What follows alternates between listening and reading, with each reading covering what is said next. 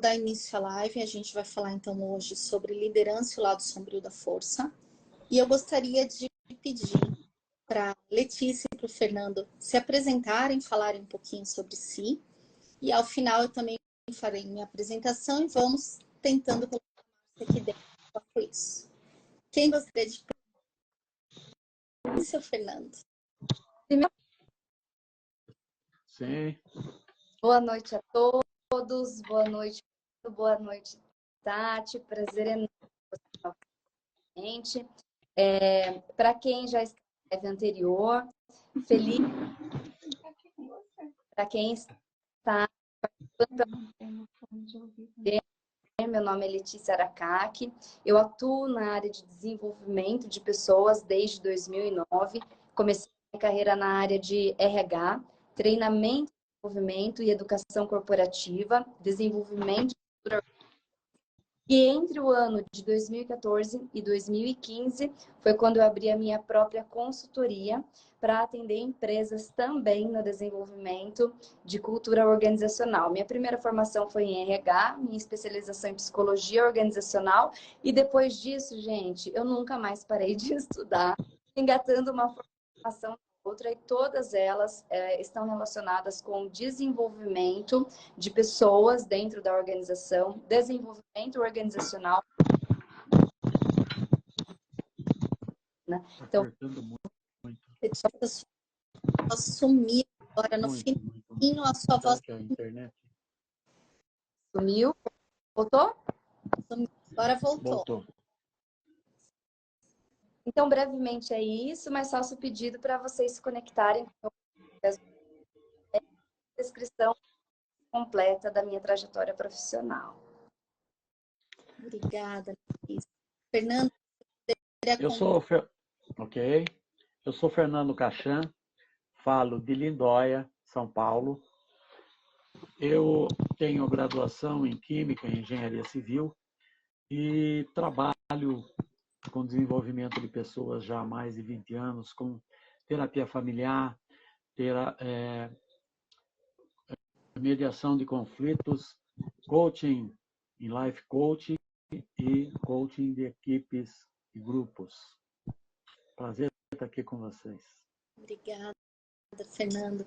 Eu sigo tentando colocar a Márcia na live. Márcia, vou te fazer um pedido. Escreve para a gente sobre você no comentário. Eu vou... Quer falar aqui?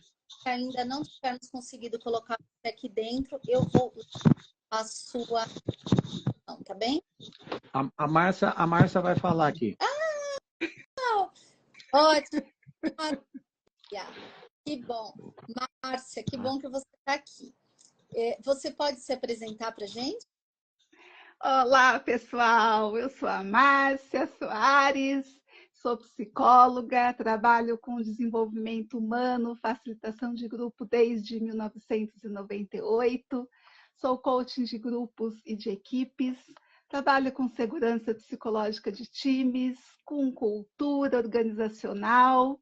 E é um prazer muito grande estar aqui com vocês para a gente discutir um tema tão importante e relevante para a saúde das organizações e saúde dos colaboradores. É isso aí, vamos fazer uma live diferente, grudadinha aqui do Fernando. Muito bom. E isso é possível, porque esse time aqui tem segurança psicológica, né? Instaurado no nosso ambiente. Então, isso é super possível da gente fazer dessa forma. Obrigada, Márcia. Eu sou Tati Schneider, sou fundadora da Coaching for Action. Tenho experiência de 23 anos em desenvolvimento humano e organizacional. Psicóloga com especialização internacional em organizações, cultura interna.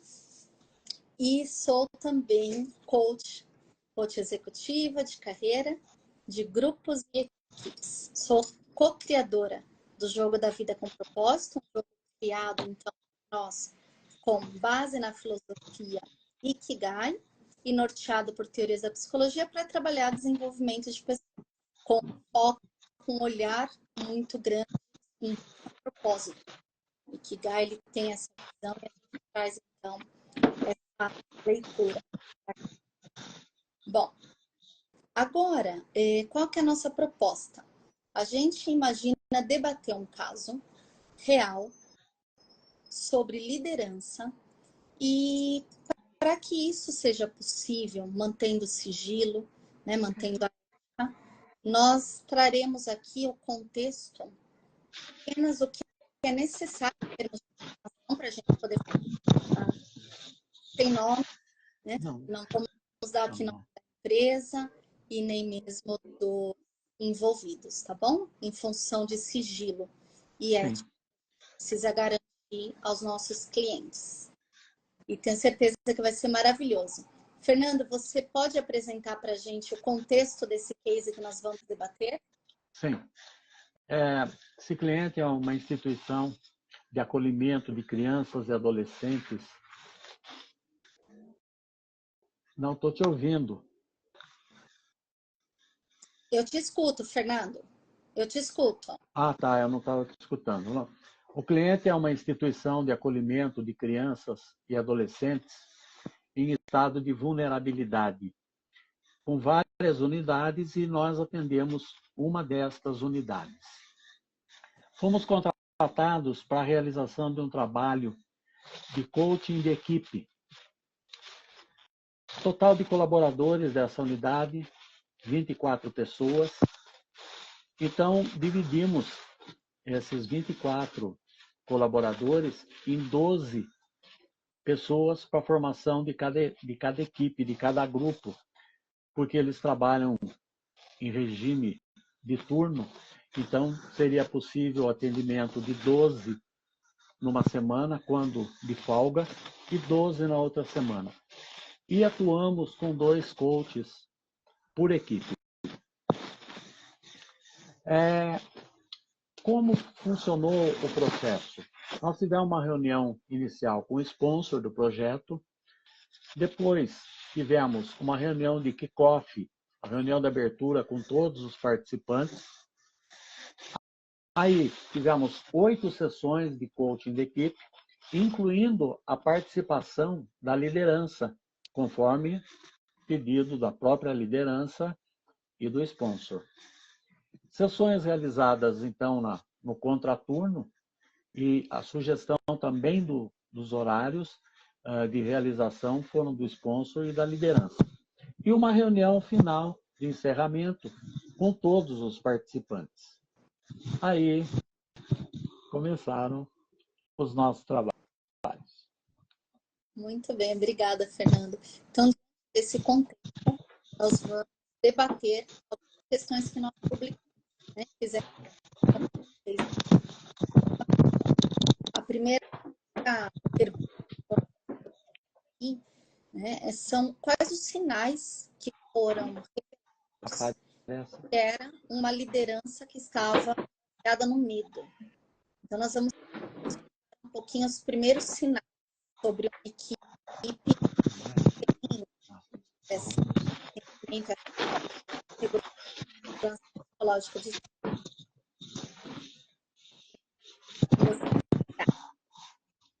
Não te escuto, Tati. Não está me ouvindo, Fernando? Não.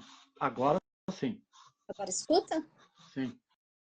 Então, nós vamos iniciar o case que você apresentou, sobre quais foram, né, os sinais que nós vimos sendo revelados ao longo desse processo e que nos mostrou que se tratava de uma equipe onde o ambiente, né, neste ambiente, não havia segurança psicológica ou era um ambiente inseguro psicologicamente.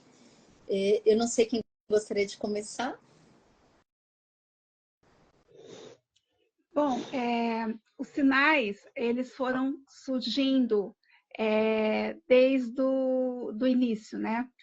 Se a gente lembrar, Tati, Fernando, Letícia, um dos grupos ocorreu que no primeiro encontro, todos já sabiam da data, né? Já sabiam do dia do encontro e hora, uma vez que na primeira reunião com todos juntos foi passado direitinho todo o cronograma.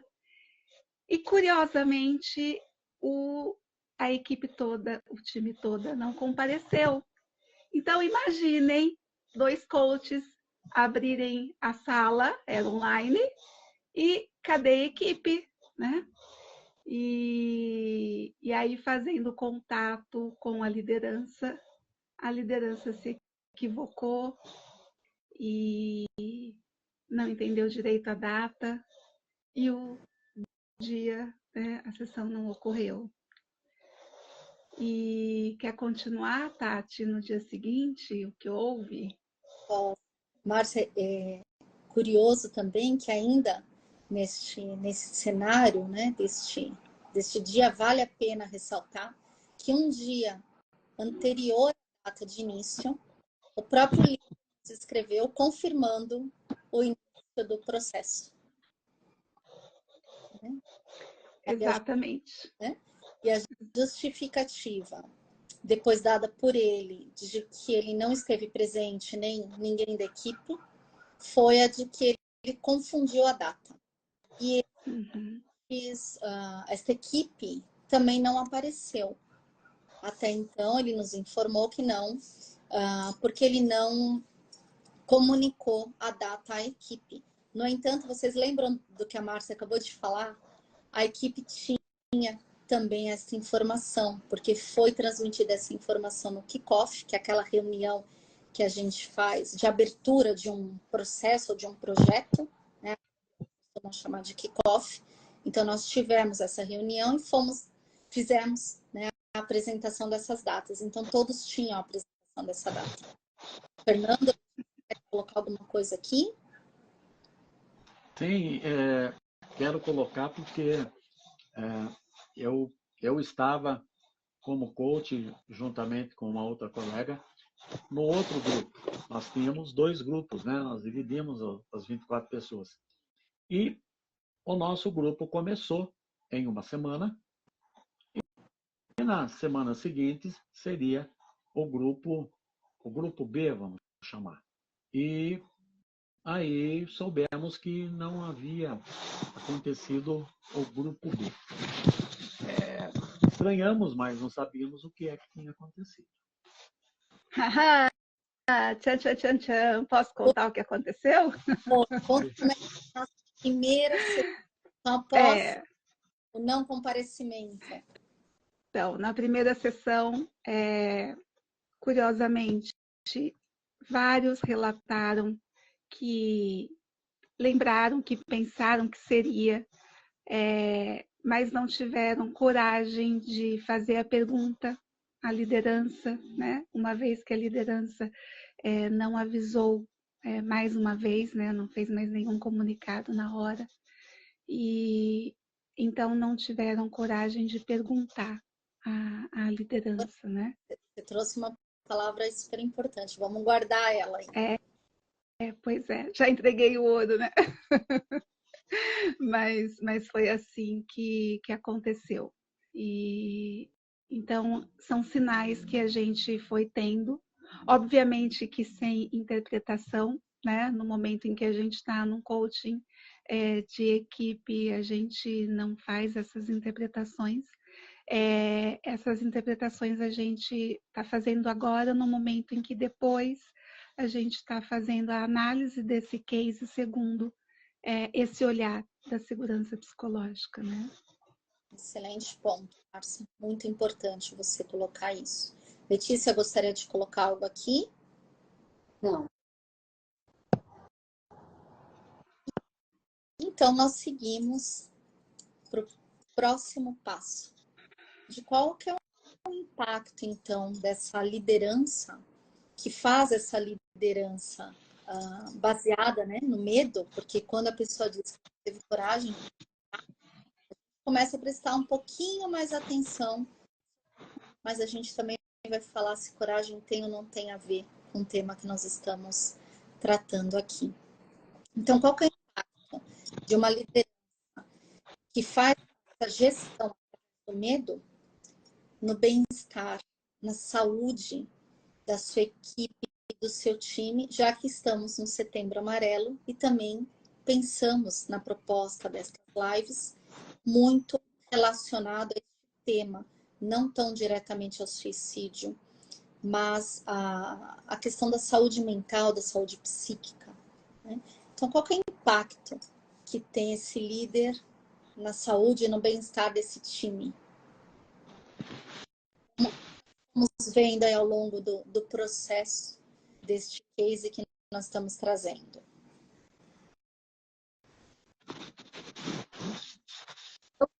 Falar? Em 2020 e na pandemia, eu fiz uma live de Setembro Amarelo chamado O que nós está morrendo. Muito com essa reflexão de que o suicídio não é só a perda da nossa vida, né? Morrer, mas que essa morte, ela acontece dia a dia, né? A liderança, quando ela não constrói esse ambiente seguro, esse ambiente de segurança psicológica, para que as pessoas se sintam pertencentes, para que as pessoas possam ser elas mesmas, para que elas possam se expressar, para que elas possam fazer perguntas, para que elas possam tirar dúvidas, para que elas se sintam pertencentes a esse grupo, para que elas se sintam úteis. Quando essa segurança psicológica não, o líder, ele não tem essa consciência, essa habilidade, essa capacidade de criar mente, ele vai matando dia a dia a mentalidade desses indivíduos, né? Porque a pessoa, quando ela não se sente pertencente, não se sente útil, ela vai perdendo o tônus vital, a vitalidade, né? O senso de pertencimento, a energia dela de mover ação, de colaborar, de contribuir, de inovar, de fazer diferente, de engajar. Então, quando eu penso nesse case da liderança baseada no medo e o que faz com o Setembro Amarelo, então essa. A prevenção e o cuidado com o suicídio não é só no Setembro Amarelo e não é só quando a pessoa ela está no último da própria vida. A gente precisa entender o antecedente, o que antecede, porque esse acidente, né, a morte ela está acontecendo diariamente, só que a gente não está percebendo. Mas o que está acontecendo que essa morte ela acontece diariamente, né? É uma morte de um, como que fala? Mental, emocional, vital, e que isso acontece devido a essa liderança que é exercida através do medo das pessoas. Então, é isso. Eu queria falar mais algumas outras tantas coisas. Agora, vocês, eu queria muito compartilhar uma frase com vocês, mas eu vou deixar mais para o fechamento de um livro sobre liderança, que está relacionado com esse estudo de caso. Mas escreve ela aí, não vai perder. Não, aqui eu me conectei com ela e eu quero ler, porque ela está muito conectada, não só com esse tema aqui, mas tudo aquilo que a gente vem nutrindo no nosso grupo, aqui entre nós, sobre segurança psicológica. Ótimo. Mas eu gostaria de, com essa fala da Letícia, essa questão da morte, claro, vamos guardar as distâncias das coisas. No entanto, o colaborador pode sair da empresa. E a saída de cena, podemos acreditar como perdemos alguém na empresa e alguém vai ter que ser reposto. Então, o turnover está diretamente ligado também a essa questão. E a saída de cena de um colaborador.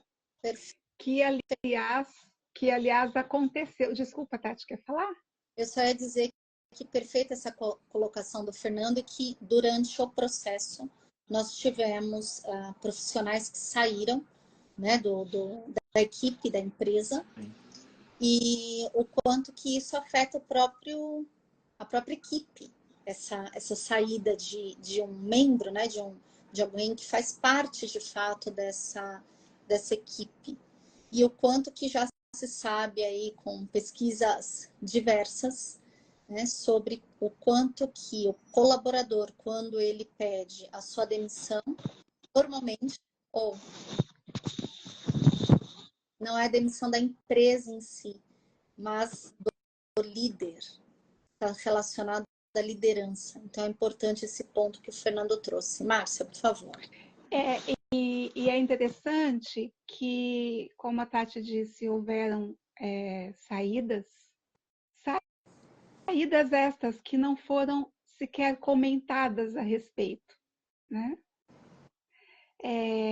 A Letícia colocou a palavra pertencimento, equipe.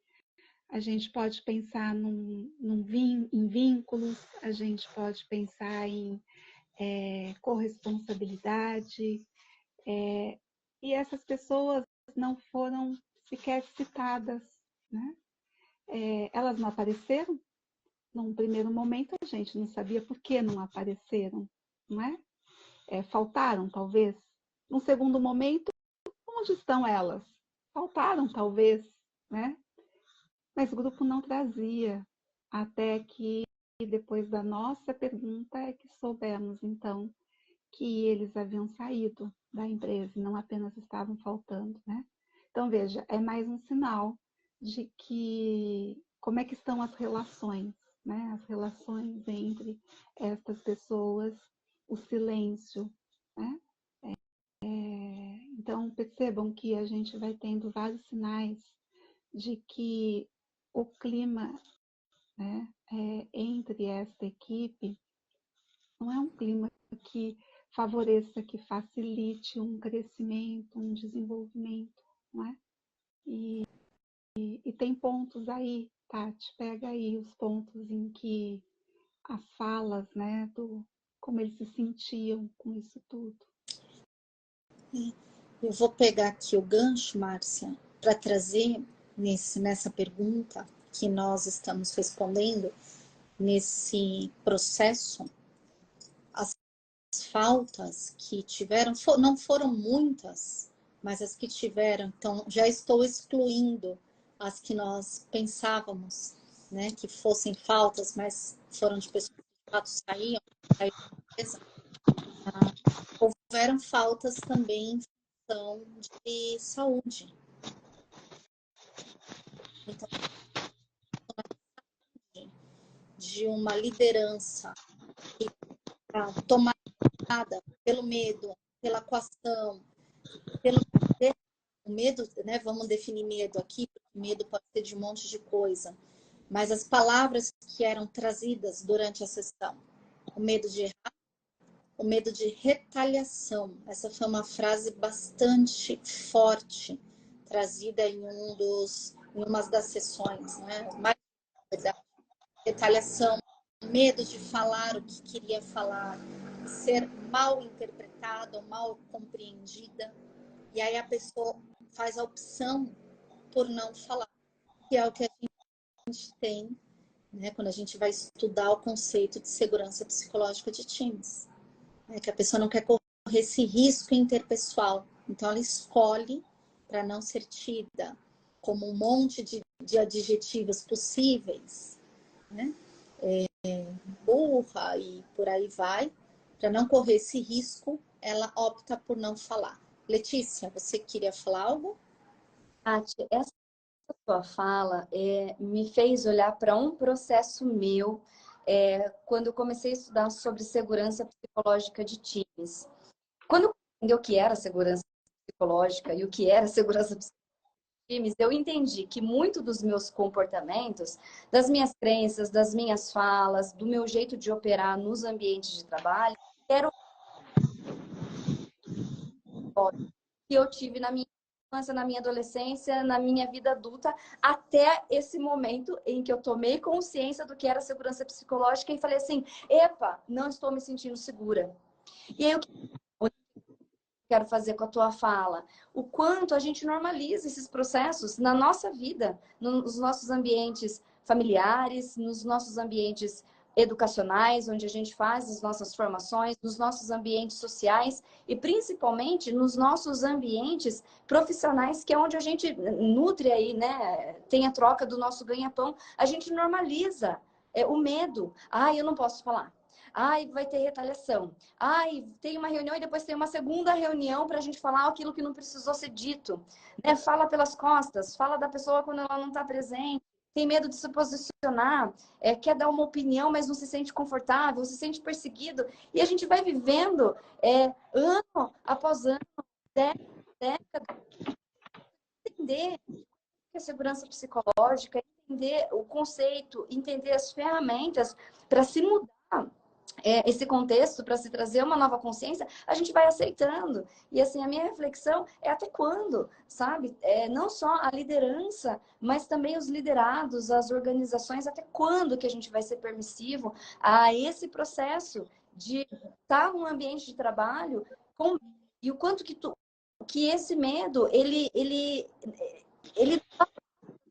ter identidade e da nossa potência de entregar aquilo que a gente daquilo que a gente e de tudo aquilo que a gente pode entregar com as nossas competências profissionais. Sabe, será que a gente realmente está consciente desse tal cara, né, do lado negro da força, desse tal do medo e o quanto que ele impera nas nossas lideranças? Ai. Obrigada, porque você me deu o gancho da próxima pergunta, que é como reconhecer, né, esse ambiente, né, que é tomado pelo medo. Como reconhecer? Porque uma vez, como você falou, e aí nem preciso falar aqui, né? Quando a gente está inserido nesse ambiente, algumas vezes, ou muitas vezes, ou a maioria das vezes, a gente leva um tempo para se dar conta do que está acontecendo, né? Então, pegando esse gancho maravilhoso que você fez e que não precisa de mais nenhuma explicação, como a gente conhece esse ambiente, né? E o que a gente faz a partir desse reconhecimento? O que vocês sugerem? E aí a gente pode ir do que a gente viu no case, né? Nesse processo. Como que isso foi reconhecido e o que aconteceu aí no processo, durante o processo? Para quem está dentro, é que nem aquela história do sapo que está dentro da água fria, a água vai esquentando, ele não percebe e morre ali queimado. Se jogá-lo na água fervendo, ele pula fora. Então, quem está dentro, às vezes, tem uma certa dificuldade para reconhecer, além, às vezes, da dependência do emprego e outras coisas mais. Agora, nós conseguimos identificar algumas coisas pelas falas que eram trazidas, algumas coisas que eram colocadas para baixo do tapete.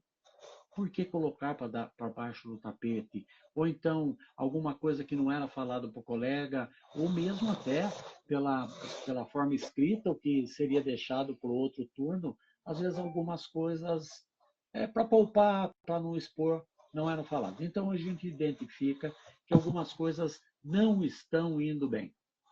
E, a despeito dessas questões que estamos trazendo, o coach foi muito bom e muito bem, obrigado. As falas de encerramento, as falas que foram colocadas, nos mostraram isso. Talvez antes da gente falar do encerramento, Sim. né? Uma questão importante é que isso surge nos resultados.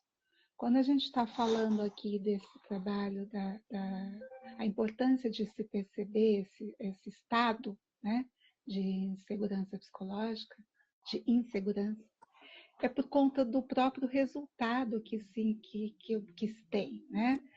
Na fala deles tinha muito assim, nós estamos errando aqui e ali, estamos falhando aqui e ali, o que é dito não é feito, né? O que é pedido para ser feito pela liderança não está sendo executado, não é? Então, com o tempo, algumas pessoas, com o processo do coach, algumas pessoas foram conseguindo manifestar o incômodo, a insatisfação, né? E trazendo diretamente problemas sérios com relação ao atendimento das próprias crianças. Então, é importante a gente perceber que esse estado, ele afeta diretamente o resultado, né? O desempenho. E aí não se trata apenas de prejudicar o ambiente interno, né? Assim, a equipe, mas Também, né? as metas, né? No caso ali eram as crianças, a saúde delas, né? E então as pessoas vão percebendo sim, né? O que a Letícia falou, como assim, não percebe? A gente entendeu, identificou que muitos estavam incomodados, porém sem saber o que fazer, né? Como fazer. Nesse caso, né, Márcia, foi preciso a atuação, né, dos coaches nesse processo de coaching de equipe, onde esse ambiente foi criado, né, de forma séria, com técnicas, com procedimentos. Ele foi criado a ponto de que estas situações passaram como eles disseram, foi uma frase do time, né? A gente foi tirando a sujeira debaixo do tapete. Essa frase ipsis literis. Uma outra frase que foi trazida, neste caso, pelo líder, foi exatamente o que deu título à nossa live, né? O lado sombrio da força, que era como ele estava percebendo todo aquele cenário que estava sendo levantado e que, para ele e para o time, estava tudo debaixo do tapete. Então, ele trouxe, por isso, então, o nosso título, ele trouxe também essa analogia, né, com isso. Letícia, você queria falar algo? E aí depois eu já vou ler a frase por conta do horário, pode ser? Pode ser.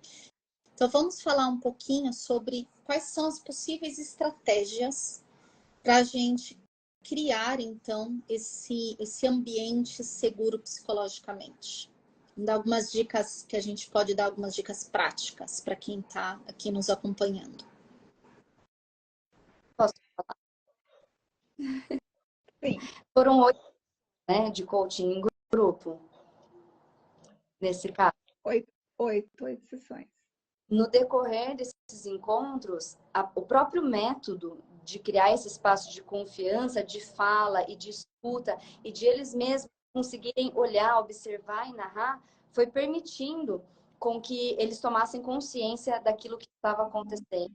E o próprio conseguiu identificar as ações, né, as próximas tomadas de decisões para se criar um ambiente com mais segurança psicológica.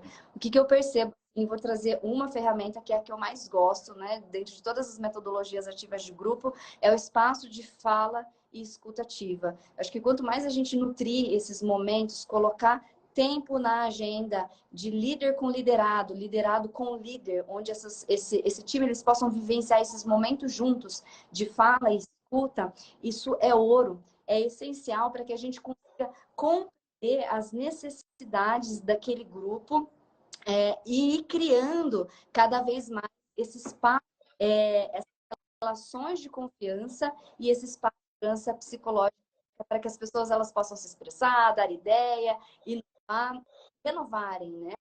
Então, para mim, a principal ferramenta que eu vejo é criar espaço na agenda para nutrir espaço de fala e escuta ativa entre esses times. É isso. Excelente, só isso. Mas eu diria que algo que funcionou bastante bem e nos auxiliou no processo foi o trabalho que fizemos com o Conselho Rodado, uma técnica de feedback, e bastante interessante, porque eles gostavam de receber feedback, mas tinham dificuldade em dar esse feedback. E isso foi aparecendo e eles foram reconhecendo que podiam falar e também que gostavam de escutar, então facilitou para os que tinham um pouco mais de dificuldade soltar a voz, né? Estou me lembrando também que algo que funcionou muito foram algumas intervenções através de metáfora, vídeo, né? Vídeos curtos, onde a gente trouxe também para que trazer para pensar o que faz sentido, né? Coisas sutis e soltar para que o grupo conversasse, porque o importante mesmo foi criar um espaço onde a voz pudesse sair, onde eles se sentissem ouvidos, vistos, validados. E muita surpresa ocorreu quando eles descobriram a potência que eles tinham, quando eles eram validados pelos colegas no que faziam. Isso foi criando um clima de muito crescimento entre eles. E ótimo que você colocou, Márcia, que você fala também de coragem, né? É importante ressaltar que quando a gente fala de ambiente seguro psicologicamente, não se diz apenas sobre a coragem do indivíduo de correr o risco interpessoal e de falar o que ele entende que deve falar, mas inclui também o ser ouvido. Portanto, nós falamos sobre fala e sobre a escutativa que a Letícia trouxe. Sobre pedir ajuda, né, Tati? Pedir ajuda é muito importante, né? Poder contar com o outro. Quando também sobre estratégias para a gente, então, trabalhar, criar este ambiente seguro, nós precisamos lembrar de duas questões. Uma, que o ambiente seguro, psicologicamente, ele não acontece, então pronto, hoje nós temos esse ambiente e ok, e continuaremos assim, né, eternamente. Não, é um trabalho contínuo,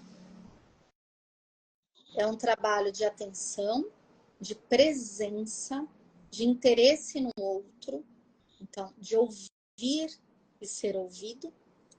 E também é um processo em que nós falamos de estratégias de intervenção que são criadas, desenvolvidas ou encontradas junto com a equipe.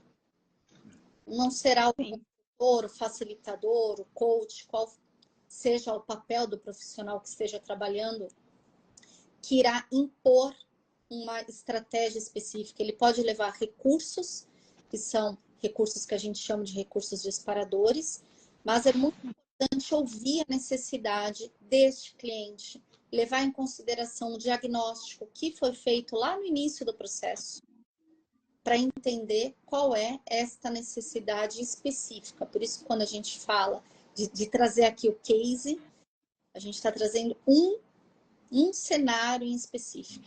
Ele aconteceu dessa forma, como nós apresentamos aqui, mas não significa que seja aplicado exatamente dessa mesma forma em outros times.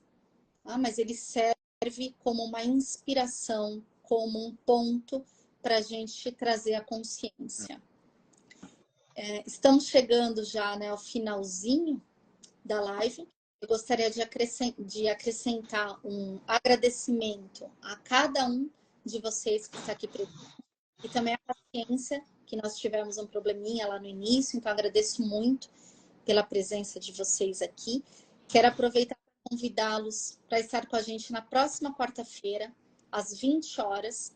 Nós iremos trazer um outro case, então também sob a luz da segurança psicológica de times, olhando para um case em uma escola, em um ambiente escolar.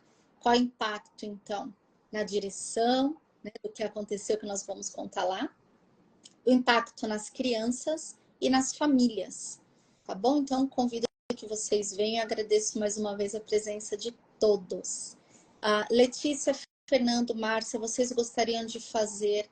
A Letícia, eu já sei que tem algo para nos dizer. Fazer um agradecimento final ou colocar alguma questão que vocês gostariam de colocar antes da gente fechar? Para mim, a Letícia pode falar. O nome do livro é A Coragem para Liderar, da Brené Brown. E aí tem a frase que eu gostaria de ler, é uma síntese dela frente a uma pesquisa qualitativa que foi realizada com líderes globais, onde esses líderes narraram várias situações, dificuldades que eles tinham para exercer a liderança. Daí eu vou ler só a frase final da síntese dela, depois de todo esse relatório qualitativo que ela levantou das falas dos líderes.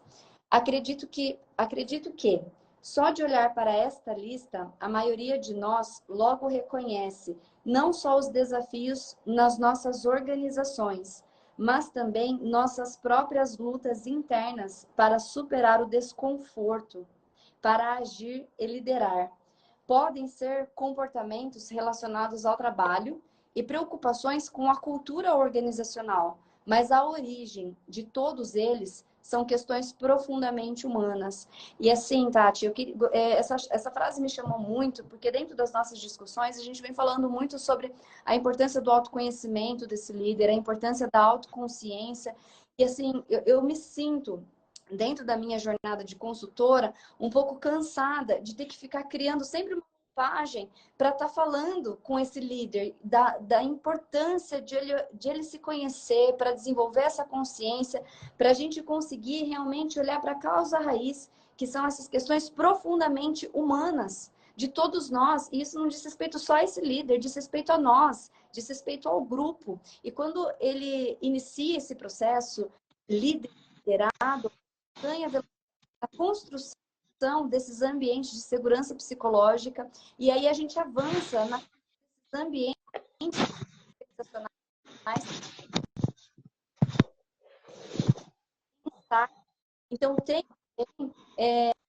uma tomada de decisão crucial, que é esse líder aprender a reconhecer os seus aspectos internos, os seus desafios, e assumir a frente para esse desenvolvimento. Porque a partir do momento que ele olhar para isso e reconhecer, e enxergar a força, a luz verdadeira de tudo isso, ele vai impactar muitas vidas, mas não negativamente, ele vai impactar muitas vidas positivamente, vai colaborar com o crescimento da organização, com o crescimento da equipe e com o desenvolvimento individual também desse time.